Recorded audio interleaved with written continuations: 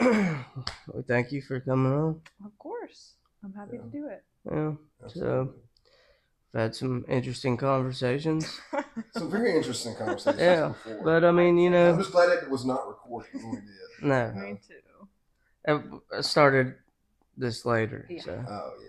so. Absolutely. We can circle back. Yeah, We yeah, can yeah. always circle back, but just please make sure you hit off before we circle Yeah, back it's on these things. it's going. Yeah. But yeah, well, Mariah, we thank you for having us at your nice casa. Thank It's you. a beautiful Nice. place. Thank you. It's I real appreciate nice. it. I appreciate it. Brand new. I've only been here for like 2 months now, so slowly but surely making it mine. Yeah. Absolutely. No, it looks great. Thank you. It smells good. Yeah. I wanted it. I tried to, You did. you know? Thanks for lighting these candles for us. I wanted to set the tone. Yeah. Look at those roses right there. Yeah. Some You have water. tulips on your front door. I do. I have a wreath. Yeah. And that way, like, do y'all ever, like, now that you're grown up and living on your own, you go to the store and you're making these grown up purchases that make you way more excited than, like, the bullshit purchases? Like, I bought a vacuum. Yeah, like the buying other my day. own soap. I'm like, wow, I'm a big boy. A hand soap in your bathroom. Yeah. I bought a vacuum the other I day. haven't got that adult yet. I always Mom, forget hey, that. Mom, what kind of dub did I use? I'm gonna buy it. Yeah. With my own money. Yeah. With my own money. I'm a an grown adult. up now. I'm an adult. Yeah. You know? Is it the gentle skin Yeah. or the stuff that doesn't dry out? But they got rough skin? They got rough skin body wash? No, for my skin. You have rough skin. I have regular skin, but I don't want it to dry my skin out. Understood. So Irish Spring does that to me. Oh. You know, so I have to get the Dove. Makes you ashy. The gentle ashy. I don't know what ashy is. It just makes me feel uncomfortable in my own skin. You know. Yeah. Well, I'm glad you found a soap that makes you feel comfortable. Yeah, me too. Yeah. Thanks, guys. You're welcome. I'm sorry. You're We're just talking about hygiene products. You're welcome, Daddy. I'm glad that I just like it. Okay, I'm guys. glad you found. Like it. I'm glad you found your niche. So. Yeah, absolutely. I am too. So yeah. Helping my mom. You know, thanks, Cindy. Yeah. Shout out Cindy. Shout out Chris's mom. Shout out Cindy. Shout out Cindy. Shout out Cindy. Yeah, absolutely. Yeah. Absolutely. Well. Yeah. Go ahead. No, I mean, I know it's early on a Sunday morning and everything. We've already kind of talked about a few different things, but I know Chase and I have struggled with different aspects of mental health. I don't know what you're comfortable about sharing. Yeah. With that, or how you want to go into that, but just kind of, I know it's for me at least. I can't necessarily speak for Chase, but it's definitely been ups and downs, and how I coped with those. And being sober now, coping with those same things has been a struggle with me at times. Because I've always ran to, say, substances or just other outlets that were destructive to my well-being, my relationships, my family, my life, holistically. So I guess in your perspective, what have you dealt with, and how have you coped with that, or what coping mechanisms have you used to kind of help you get through those times? And also, I want to say this is you've been sober, right? Yes. The majority of my life. Yeah. So for a long time. Yeah.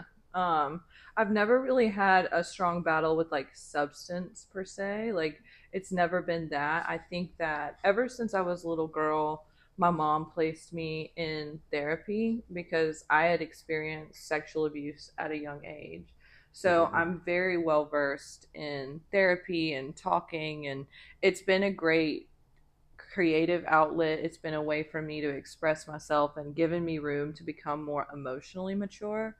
But as I got older and, you kind of come into more anxieties of the world, you kind of start to understand like that teenage depressive headspace that you can get in. I think it got a little darker for me, and I was still actively in therapy, but I think that that's when like self-harm began, and my anxiety was more rampant. And I think that is what I deal with now more than depressive episodes. I think it's this like deep-seated anxiety that I couldn't and I still can't quite figure out how to rein in. And I've tried medications and other outlets, like I said, like self harm, where like at one point I would like scratch at myself till like my legs bled because it was like the only way that I could move my brain onto something different. Like if I can make myself hurt,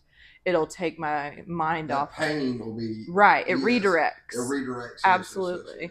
And so I've done that. I went through this stage where I would like rip up paper in tiny little pieces, like really strange outlets to kind of work around this newer anxiety, because my the depth of my anxiety didn't get so bad until I was in my early 20s. Mm-hmm. And I'm still trying to overcome that.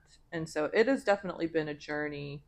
But I would thank my therapist, because like being in therapy, I'm such an advocate for having a third party outside bystander, unbiased, like to talk to, because I've found it hard. Like I have a great support system, but it's kind of hard to lend people that kind of vulnerability. Yeah. Like, and to get this, to get them to guide you through it without kind of petting you through Yeah. it. Like I need somebody that's going to make me look at it Yeah.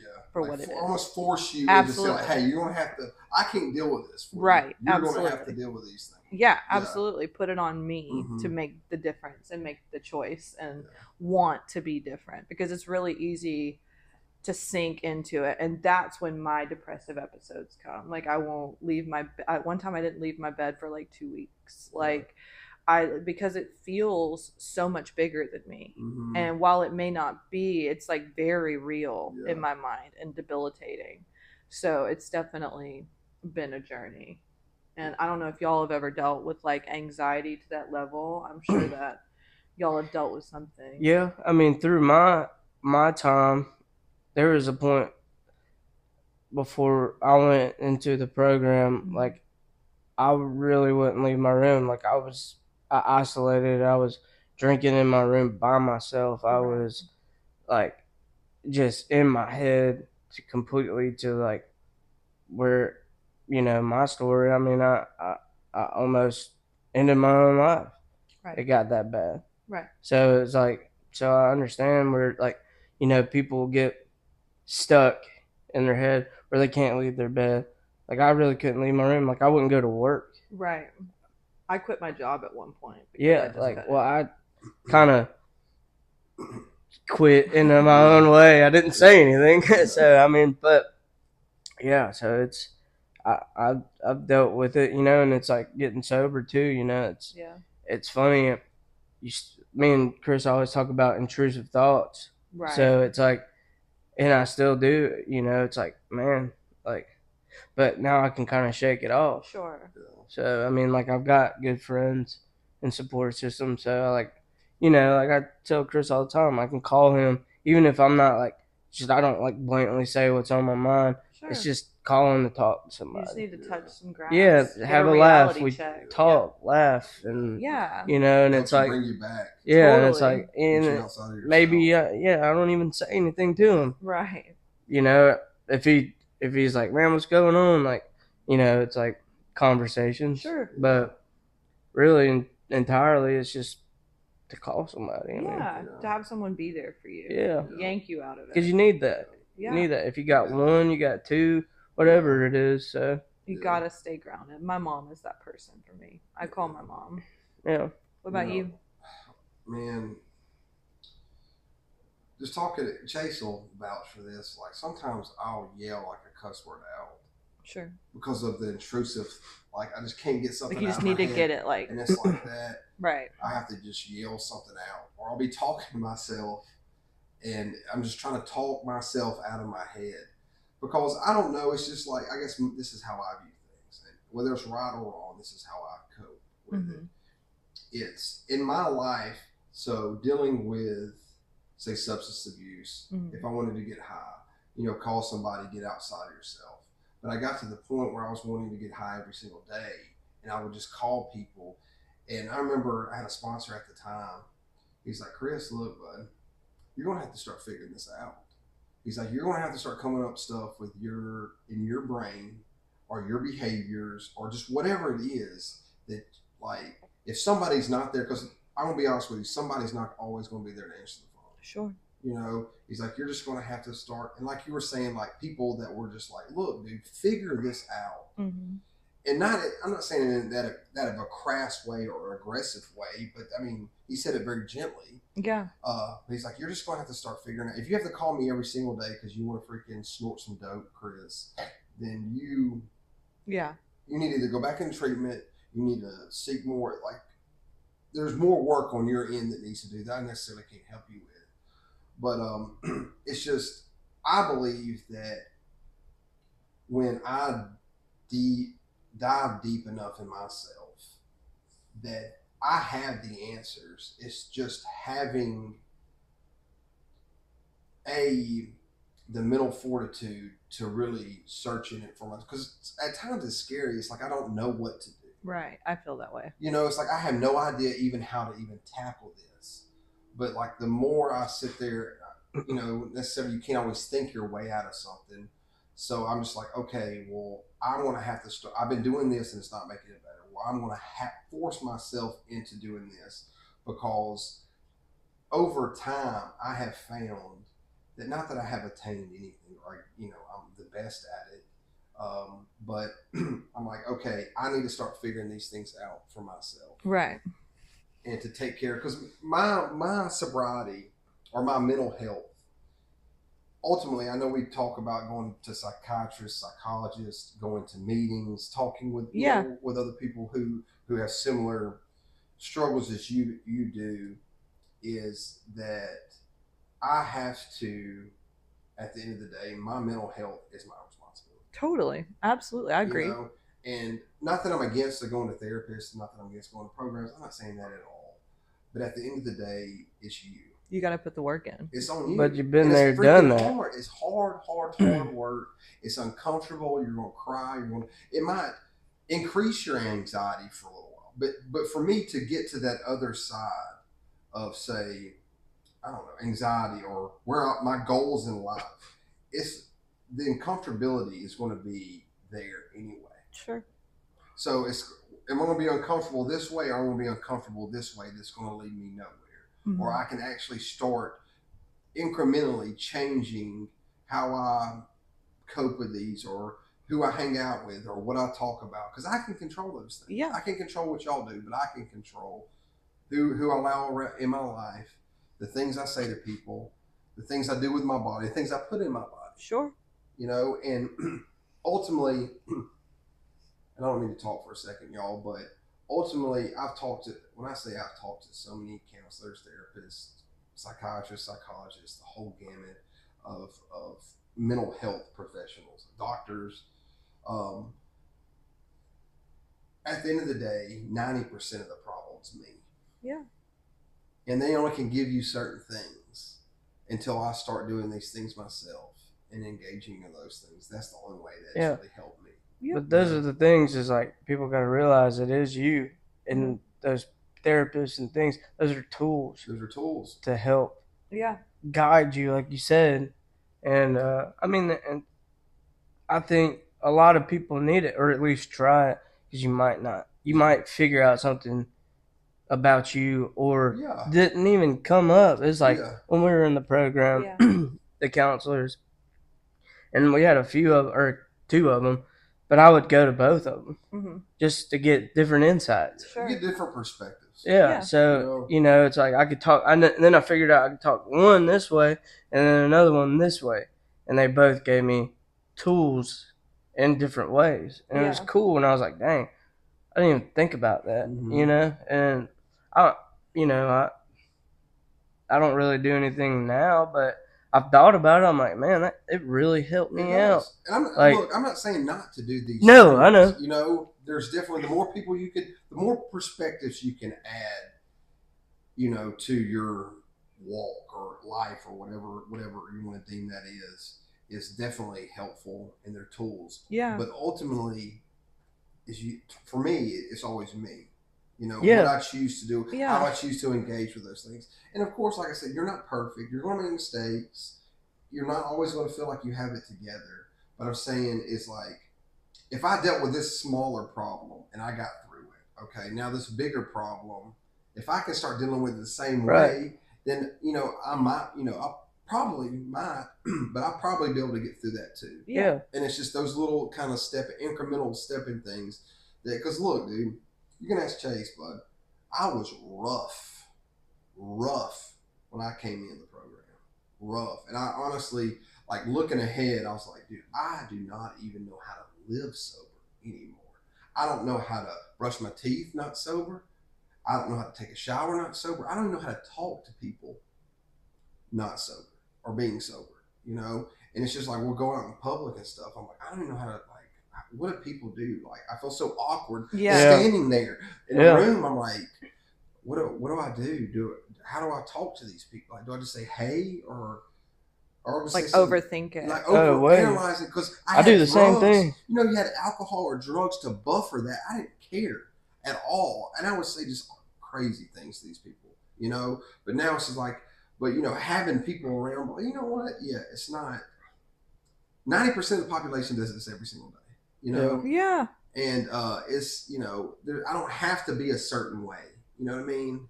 I just go in there and be Chris. And I say all that to say what that has taught me is just to start being who I am. Yeah. And if people don't like you, they don't like you. If they do, they do. Well, that's the thing is about figuring this stuff out too. Is I'm the same exact way. That's why me and Chris click. Is like because we don't really go out, or like we'll go places, like go to Birmingham for a minute, like we pull up and we're like, and then me and them both are like, gotta go. but it's also, but we gotta get out of that, it's not going to bars and stuff, but like social things. Yeah. I struggle with that a lot. Yeah. I have a hard time, kind of going off of what you said. Sometimes I feel so out of place. Like I don't know how to act. I feel like I'm acting weird. I feel like I can see the anxiety written all over me. Like it's like people can tell. Yeah. And so then my social meter shuts off. I kind of start to like invert into myself because I'm so over analytical of everything I do. Like, especially because I don't drink. Like I know it's kind of the opposite.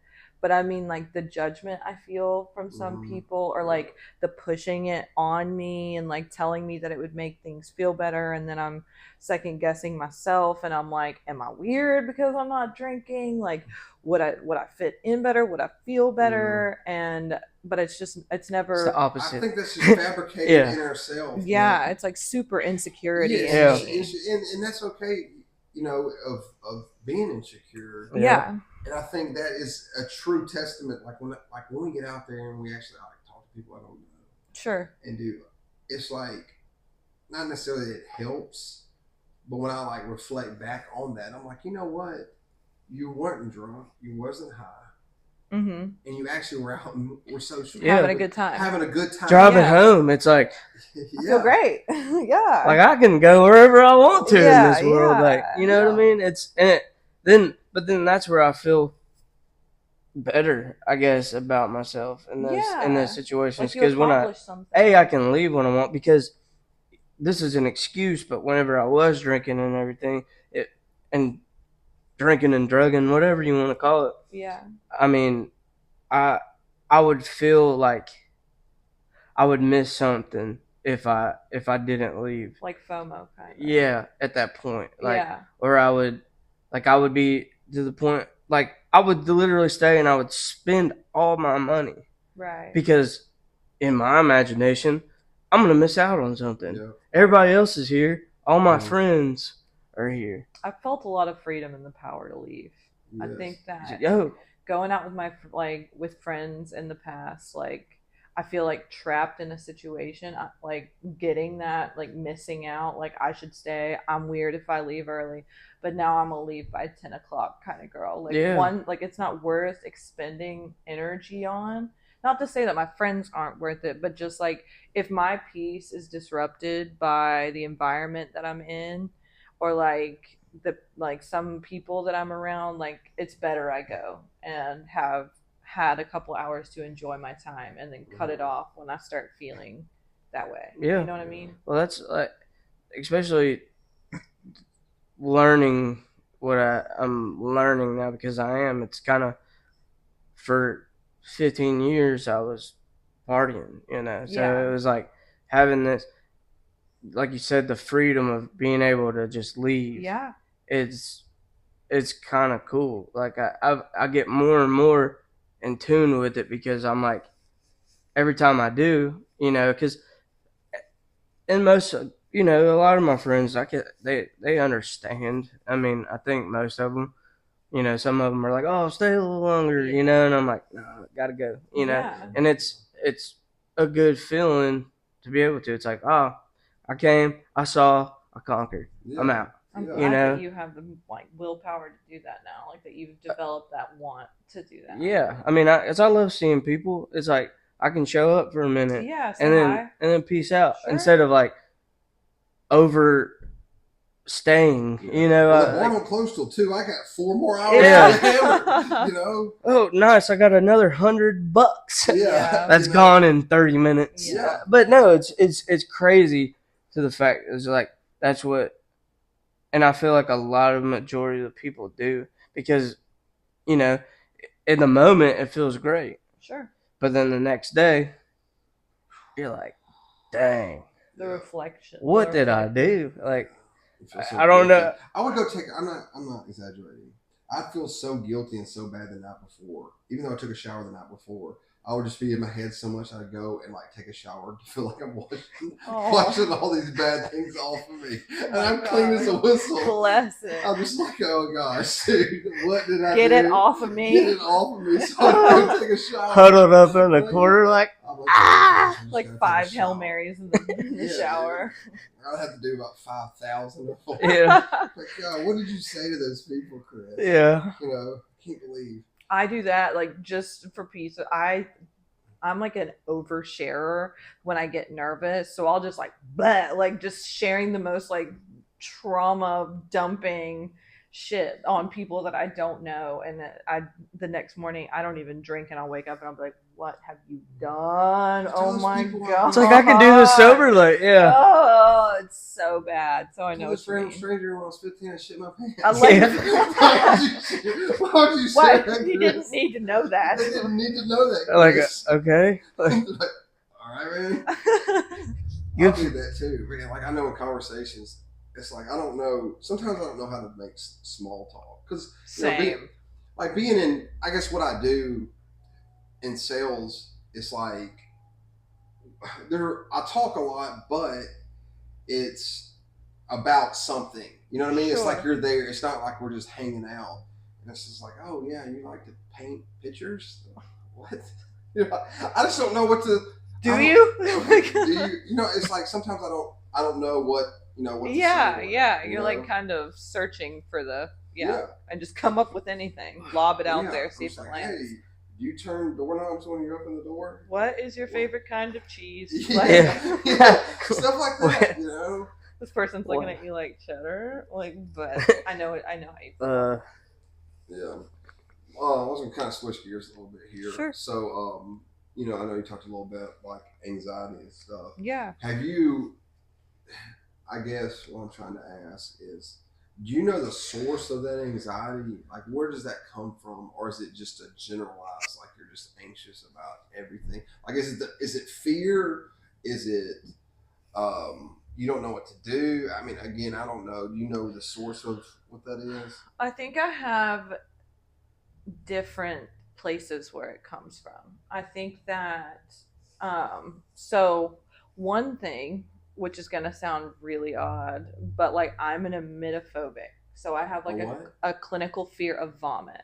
I have like emetophobia. Yeah. So anytime I'm in a scenario, like, okay, so when you get nervous, anxious, sometimes you can get nauseous. Yeah. I'm scared of vomit. Please lay down. I'm in the middle of something. I have a fear of vomit. So like when I get nervous and that nausea comes, it ramps me up. And so then I can't breathe. Yeah. I don't know what to do. Like I'm on the phone with my mom and I'm like, I just need you to tell me that I'm going to be all right. Another thing that I think I deal with is like feeling trapped. And I think that the root of that and the rest of my anxieties come from lack of control. Yeah. I think that when I don't feel in control of my environment, or I can't control the outcome, or I don't know, I think that that not knowing really scares me. Yeah. And I think that it'll send me into a little bit of a frenzy because I no longer have the reins on what could happen. I don't know. Yeah. No, I definitely relate to that. Is I didn't feel like it. I was out of control Sure. with my life, with everything, and in a sense, it would scare me because when I say I didn't know what I was going to do, I really say I don't know. Yeah. I don't know if I was going to fly off the handle, be sad. Again, I have no idea. So, man, just like what you said, it's like I would get in my head about not being able to control things, but then I would, again, it took a long, long time, and again, I'm not there yet. But it's like, what really can I control besides myself? Yeah, I have to remind myself. I have to like that kind of helps me get a grip. Like there's nothing you can do. I think when the initial like wears off, it's like what's going to happen is going to happen regardless of like where you are, who you're with, like anything. So I think that that's kind of helped me like rein it back in a little bit and Yeah. like simmer down and think clearly. But yeah, that initial Like panic. It's to me, it's almost like panic. it's like all gas. Yeah, like just boom. yeah. And you're just like, oh my, and I would freak out. But like you said, it's like, because my like adrenaline would spike. Totally. Just would spike all the way up, and I'm just like, I got to do something now. Yeah. And I'm just like, what can I really control about this? Totally. All I can control about is me and how I respond Yeah. to this. And again, I react a lot of the times. I say things I shouldn't say. You know? So, like, do you turn to like aggression whenever you feel out of control in a situation? Is that what you mean? Like, you I wouldn't say yes, at times. Again, aggressive, and then but then it's like it's almost manic. Oh yeah, because I know that feeling. It's like, oh, I have so much of this I need to do, and I'll try to get it all done now. To then say I'm done, and then like dump it off my mind. Sure. Instead of having like, say, if I had to go to a meeting tomorrow, Mm-hmm. I would say, I'm like, okay, I got to have my clothes ready, this ready. I need to eat breakfast. I would have all these things planned out perfectly. So when I walk in there, it's like I don't have any. So then I would try to like get all my clothes clean, Right. get everything ready for tomorrow, like right now. It needs to happen now. It needs to happen Yeah. now. And I talked to Chase about a lot. It's just the Yeah. impatience of it. You know, looking at my life. I have to settle them down. Like, Chris, Yeah, it's like we're gonna do it, man. Just Yeah. Do you have OCD? Yeah, I have a lot of. I got a lot of CDs. OCD, something DD. You have all those CDs. Or Yeah. Got whatever, it. You know. Got it. But like I said, it's just when I get to that point, I do nicotine. You know. Yeah. That kind of helps me. Same. Yeah, well, I mean, it's kind of help. It gives me a break. Like, let me put a Zen in and just like chill for a couple of minutes. Sure. You know, or like, hey, let me just kind of take a break and walk around for a second. I know that sounds stupid. No, I have to go on a walk when I feel overwhelmed. It kind of gets me out of that place, and then I start walking, and then it just helps me move my mind. What is really distract yourself. Yeah. I don't want to say necessarily distracting. It allows myself enough gap to start prioritizing like what I really need. Yeah. Okay. You know, like what is the most important thing? Hey, Chris, you've got a meeting tomorrow. The most important thing is you be prepared for the meeting and show up and talk about what you need to talk about. You know, that's the most important thing. They don't care if your shirt's a little bit wrinkled. Sure. They don't care what you had for breakfast. You know, they don't care if something was still in the dryer. Just like things like that will literally get in my head and I will obsess about. Mm-hmm. So, but really just the lack of control at the times. But I found freedom in the fact of, you know what? How much of a burden is it for us to actually have to be in control of things? Yeah, it's exhausting. Yeah, well, I'm saying really, if we had the power to control things, how much of a burden would that be for us? Yeah. And how fun would that be? Yeah. You know, and I honestly, when I step back and actually a therapist taught me this, I learned things like, you know what, find freedom in the thing that you don't have to know everything, that you don't have to make everything You don't have to have happen. it figured out. You don't have to have these things figured out. Yeah. Like find freedom and real peace in that. Yeah. You know, and that's not that I have peace or have necessarily freedom all the time, but it helps me walk. I'm like I'm doing everything I know how to do to the best of my ability. Sure. Right now in this moment, that's all I have because literally we don't have tomorrow. Yeah. Yeah. All we have is right now and what I'm doing right now for all these different things that I'm trying to do. Because Chase and I were talking about this. I think it was yesterday, last night. And it was like, man, it's just at times I'm 36 years old. All right, I've been a school teacher. I've been in corporate. I've been in all these different things, and I look back on those things, and I gave them all up for basically dope. Yeah. And it's like now that I'm doing well, and I'm taking care of everything. I want all those things back. Yeah. Right now, and that's then patience and everything. But I have to like take a step back. It's like I'm right now at 36 years old because I feel like I'm getting older. That I had all these opportunities I pissed away and relationships I pissed away just because I chose to do drugs. And now that I have a sober mind and I have been doing these things I need to do every day, I want those things back now. Right. And I don't know. I mean, do y'all struggle with those things? Yeah, all the time. I tell you that. I mean, I literally where I'm at, and he said he spoke to somebody the other day. It's I'm a subcontractor, so I do a lot of work for me. Well, not for me. I'm given the work, but I work for myself. Yeah. But I spent all those years trying to, or I was drinking. I set myself back in life so much where all the opportunities I had, I could be sitting different. But now that, okay, I'll put it this way. My grandfather told me, it was the other week, he's like, dude, you're 30 going on 15. Yeah. And I was like, it kind of hurt my feelings. I was like, what do you mean? But he's right.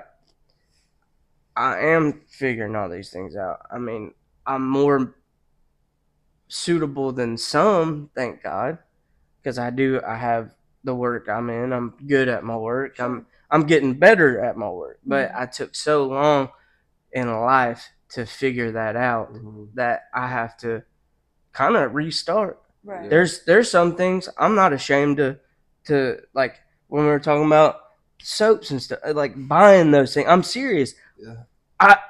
My aunt and like mom and like everybody would do that for me. Yeah. Yeah. And because I wouldn't, because if they didn't, I wouldn't. Yeah. So I would be, you know what I'm saying? I was a child. Yeah. So I wasn't doing these grown adult things Yeah. that I needed to take care of, even the small, minute things. Sure. I wasn't. Grocery shopping. Yeah, like I didn't know how to grocery shop. Well, I'm not being funny. No, I no. started buying everything. Yeah, serious. Like how to manage things, how to do things. Like I would just solely think about drinking and stuff. Yeah. Like that's how bad it was. Yeah. I didn't care about buying clothes. I didn't care about nothing. Yeah. So like that's the thing is like we gotta reset, but but it's okay. Like I'm working on it, even if it's now, but it's now. Right. Yeah. So I start now, Yeah. and I get better. Mm-hmm.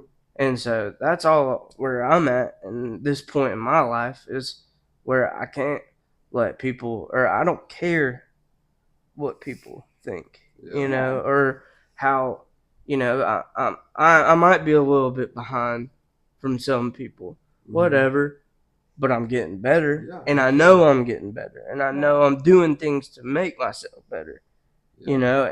and doing it right this time. Yeah. Not slowly. I mean, boy, it is slowly, but like The right way. You're doing it the Right. Yes. So Correctly. yeah, I mean, and I don't know. I feel like, I think like we talk about too, it'll happen faster than we think. Because I mean, we've only been out of the program for 3 months, How long were y'all there? 6. 6 months. So it was like, me and him both do it. We're like, dude, we gotta stop and like calm down Yeah. because we can't we can make the steps to do what we're wanting to do, but it's not just gonna all come back. That's Yeah. work, and now I'm understanding what that work takes. Like what Sure. real work is. Yeah. Real And work. to go through my mental, through my things, like yeah, I could drop everything and just start drinking again. Yeah. What would that do for me? I got to think about the little things that I'm doing that are better in my life because I'm not. Mm-hmm. And that's where I have to stop, calm down, relax, take a break, even at work, because I do that at work. I'm like, oh, we got to get this, and then I end up messing up something, Mhm. or So I try to take it in my workplace too. Is like, stop, Right. breathe. 5 minutes. What's 5 minutes? Right. Take 5 minutes Mm-hmm. to stop and think. Yeah. Whatever it is, it can be a 10-minute break for some people, but the time is where I'm at now is what's important. Right. Because that 6 months we took, best decision of my life. Yeah. Best decision. What's 6 months to change your life? Totally. Nothing. It's absolutely nothing. It felt long. It sucked, but there's nothing bad about those things, and that's where people get misconstrued. I think is like, oh, I don't have time. Yes, you do. Yeah. You have time. Make time, because that time, like you said, you don't have tomorrow. Yeah.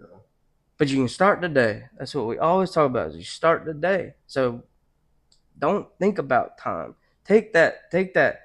Whatever. If you gotta fix something, do something, take that time, because it makes you feel better. For me, it does, Mm-hmm. to get it done. But I don't have to get everything done. Yeah. It's like, okay, well, I got this, and this done. I do need to do this, and this, but I got it tomorrow. Yeah. Did y'all feel anxiety when it was coming time to like graduate from your program or leave? Like, did y'all deal with anxious thoughts or like fear of what it would be like outside? Oh, every day. Really? Yeah, I mean, it was because for me, when I was there, I, it kind of got normal. It's like, because we kind of in this bubble. No cell phones. No cell phones. None of that. Nothing. Nothing. I mean, we had like TV, we could watch football and stuff like that, but there was no social media. There's nothing. So, like, you didn't have to watch the news. I try to stay away. I watched 2 hours of TV then for 6 months. Yeah. Seriously, for 6 months. Like, I would sit down if I got bored, watch a movie, but I never. I mean, me and him were working out, or we were playing pool. We had things to do. Yeah. So Play it was. golf. We played golf. Yeah, we played Okay. golf. I set up a 9-hole golf course, and and then we had a ATV. Yeah. That ATV would ride. Yeah. Somebody like. Damn, that sounds like wrecked summer it. camp. Somebody wrecked the I won't- ATV. Yeah, I don't know who wrecked the Wrecked ATV. this ATV, dude. Flipped it. Can I? Yeah. Yeah. Okay. You do You can whatever do you whatever want. you want to Look, do. I'll grab a Zen with Yeah, you can do whatever you want to do. I was dying. I was like, oh. you. Nah. You can do whatever you want to do. Cool. So y'all like it was leading up to getting out of the program. Yeah. What were y'all's thoughts? Like, did y'all feel any kind of depression, anxiety, like, or were you more excited, ready to start again? Like, fear of the unknown? Like, what was that? Take me where y'all were at that place. I was at the point. Sorry. No. Either way. I meant to. I know I drug that conversation, or whatever, but I was nervous because I was like, man, I want to do what I was doing, but I don't think anybody trusts me. Sure. So, and then they help you get jobs and things like that. Yeah. And like some of these guys didn't have really work experience. Me and Chris do. Yeah. So, but I was nervous because I was like, man, I'm gonna have to do something I'm not gonna like for probably a while. Yeah. And I just had to get over it. But how God works, literally, I got my phone back. We got our phone back the last week. Okay. And I was getting phone calls. Literally, like I had jobs lined up before I even left the place. I love that. So it was pretty cool. So that kind of took my nerves. But obviously, I had to sell my truck before I left. I didn't have this. I didn't have that. Yeah. Like, I'm like, so Overwhelmed. all of that, especially the last week, I was like, what? The fuck? What am I gonna? Yeah. Like, I don't got a car to get to the work. I don't. Like, how am I gonna say yes to these people? Now I'm fortunate enough. I've got family that let me, use an extra car for a minute, Sure. so I could save up, buy the truck I bought, and so it worked out. But dude, I was stressing out. So I'm like, I've never been in this situation. Right. I've always had something. I've always had a car. I've always had this, and yeah, it stressed me out. Winging it, dude. I mean, I had a lot. I don't think I really showed it, but I had a lot of anxiety. I was like, dadgum. Like, adjusting to like your new. Now I'm gonna have to go live life. Sure. Literally. Use the tools that you learned and exercise them. In the real world. Yeah. What about you? Or were you just kind of ready to start new, like turn the page? I'm gonna be real with you. I've been to 7 rehab. This is my 7th rehab. Okay. So it wasn't a unique experience for me to get back out. This is the longest I've ever been in a program. Mm-hmm. Most of them were like 30, 60, 90 days. But I wouldn't say I had anxiety. I was at a point before I went in that I was just at the end of my rope. I was like, either, and I've said this before, either I'm going to die or I want to be sober. Yeah. There was no other options for me. Sure. At that moment. Because I was doing almost 3 grams of fentanyl a day. And, but like, when I got out, of course, you're ready. You've been somewhere for 6 months. Yeah. Everything. 70 dudes living with 70 dudes. 70 guys in a dormitory style setting. So it's like on a farm. And it was great. It was great. Yeah. At the time, but yeah. I guess when it started, because how, man, you're 1 month in, you're like, oh my gosh, 5 months is so long. And then you get, you're starting to acclimate to sobriety, first of all. And it took me a good, 2 months before I started coming around. Okay. Because I was just so dope sick for so long. I didn't have no energy, didn't have no appetite, couldn't sleep. It took a good 6-8 weeks before I started like physically feeling like myself again. But the closer, and I was dealing with like a lot of things, I guess on the like emotional, spiritual, that whole gamut. Still am at times, but really, I guess as it started approaching, it's like, what do I really want to do with my life?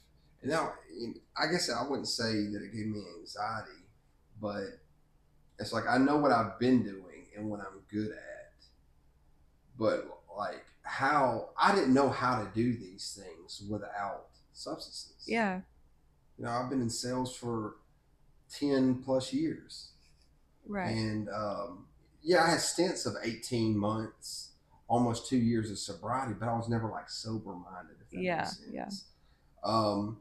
It's like, how am I really gonna? How am I still gonna be a good salesman or like be a good businessman or a good? How am I gonna be able to negotiate when I don't have these things? I use these things as crutches all the time. Yeah. And it was just, I guess, learning how to operate, coming into my own self and accepting, like I said earlier, accepting who I am and operating in that, and really it was just like kind of just the confidence to do things.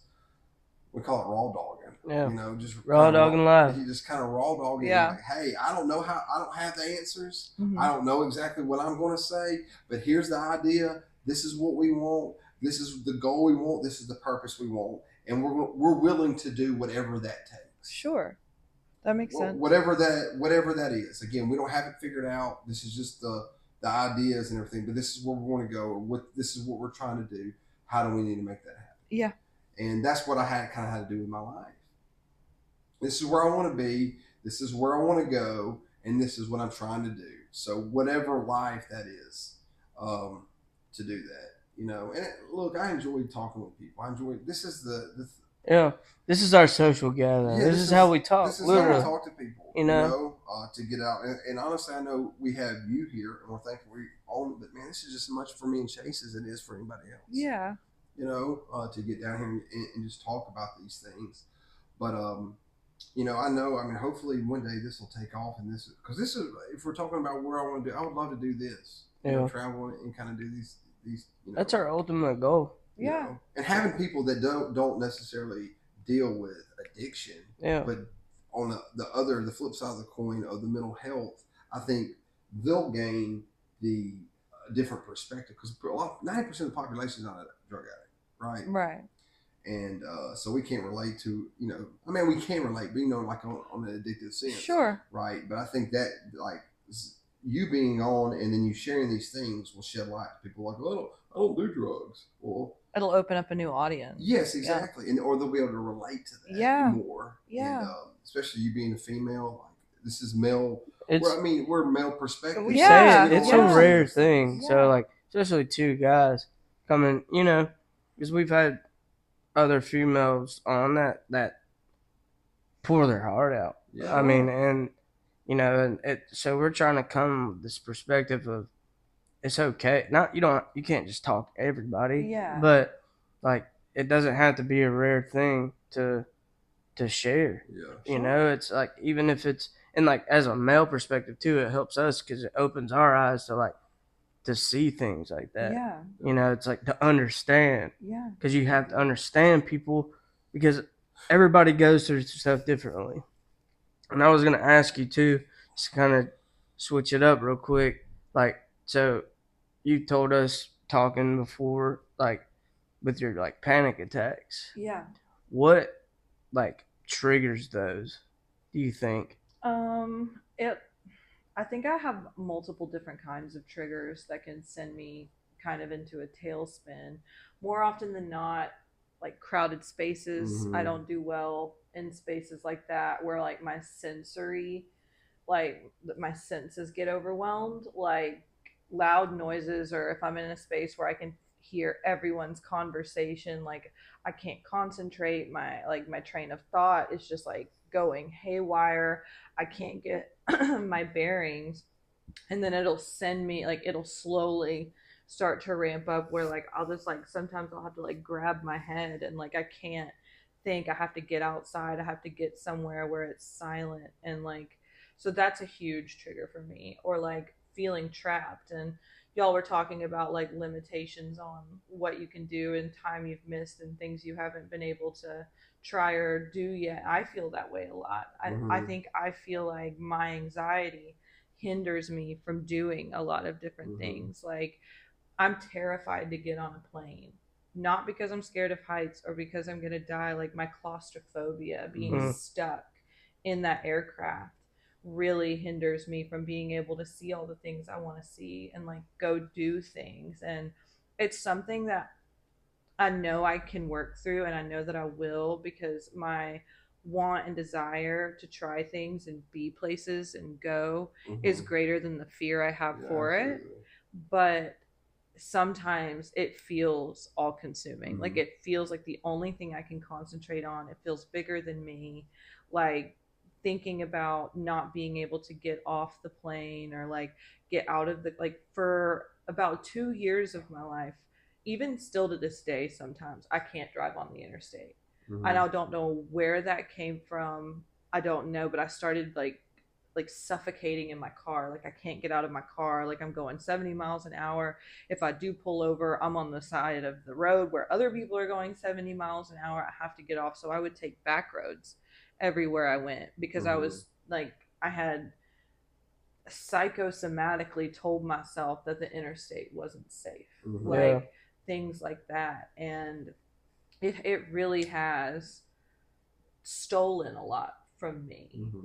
But to answer your question, I think that, you know, sensory problems as far as like loud noises, crowded spaces, spaces where I feel like I can't escape, those are like probably my top three triggers. I'm gonna have a panic attack. Not guaranteed, but if I'm going to, those are probably the scenarios where they happen. So when you're going through it and say like you do have to leave and things, what grounds you? What brings you back? Like not necessarily how much time, or I mean, I guess it's different for sometimes. I mean, like I'm sure it takes hours sometimes, but how do you ground yourself? First and always, I go outside. Like my therapist calls it like touching some grass, but like I have to get grounded. I have to go somewhere where it's quiet, where it's wide open, where I can like I don't feel surrounded. I feel peaceful. Like I can get somewhere away from the static. So I think that that's like my first step. I am medicated, so I take medication daily to kind of prevent. But like even on days where I take it, I could still have a panic attack. So like medication is also like kind of a side step that I do. Going outside and like in a sense, I feel like I have a sponsor of sorts because I call my mom. Like my mom is my person. My mom is like talking to her sometimes is the only way I can get peace. Like when it gets really bad, I call her and like I just ask her, I'm like, I need you to tell me that I'm okay. Like I need you to tell me that I can get through this. Like I need someone, and I trust her more than anybody. And so even just hearing her say it kind of helps me I even have like a tattoo of my mom's handwriting saying you are okay. Like it's so helpful to me to have someone that like wants that for me and that is there for me through that and like the most non-judgmental way. Because I think that dealing with panic attacks, it can be really embarrassing to let people know that like normal activities that people do all the time, like going to a brewery or going to a concert or doing things that you feel like are normal and like you should be able to do it, and then on top of this panic you're feeling, you're also feeling immense shame. Like calling her and knowing that there is like zero judgment and that she can walk me through this and help me whenever I need it, like has been very helpful whenever things like that happen. But I'd say that go outside, like you call him whenever call somebody that you trust and that won't ever make you feel poorly about what's going on. Sometimes I'll like put my hands in cold water because it's like a shock to your system. You're really supposed to put your face in cold water, but sometimes you're just not in a space to do that. Or I'll put a piece of ice in my hand and rub it because, like I said, sometimes I go straight into like, what can I do to distract my brain? And 9 times out of 10, it's hurting myself. Like, like scratching or like hitting. Like I remember there were times where I would just like shred my thighs, just like, and subconsciously, like I don't, sometimes I don't even realize, I disassociate so hard during those times that I don't notice how bad I'm actually hurting myself.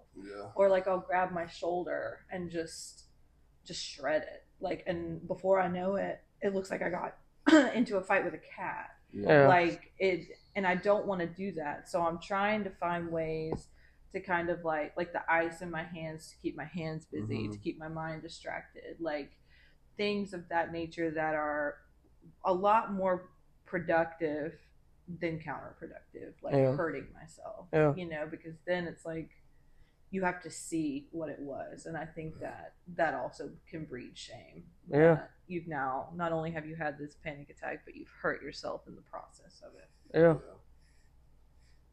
I gotcha. Well, I mean, do you have anything else, Chase? I know we need probably No. go in here in a minute. I don't. But Thank you. yeah. Of course. Thank you so much. Of I know course. we said that, but just thanks for letting us come in here Yeah. and sit down. Yeah. I'm happy to do it. Yeah. Being Share, open. being Yeah. vulnerable. You know, I know a lot of people don't want to do that. Thanks for interviewing us. Yes. Throwing out some questions. Yeah, That was cool. that was High pretty- five. Yeah, Thanks. absolutely. That was cool. I was like, oh wow. Yeah, usually it's just one-sided, Yeah. like, you know, but hey, like, oh gosh. We're like, ah. You know. I'm happy to do it. Thank y'all for having me on. This has been really fun, and I hope it helps somebody. Yeah. It definitely will. It definitely will. So show some love. Yeah, show some love. Thank y'all for tuning in today. We appreciate y'all. Hey, make sure you show her some love, all right? Hi. Like, comment, subscribe. Do what you want to do, guys. Thank y'all. Thank you.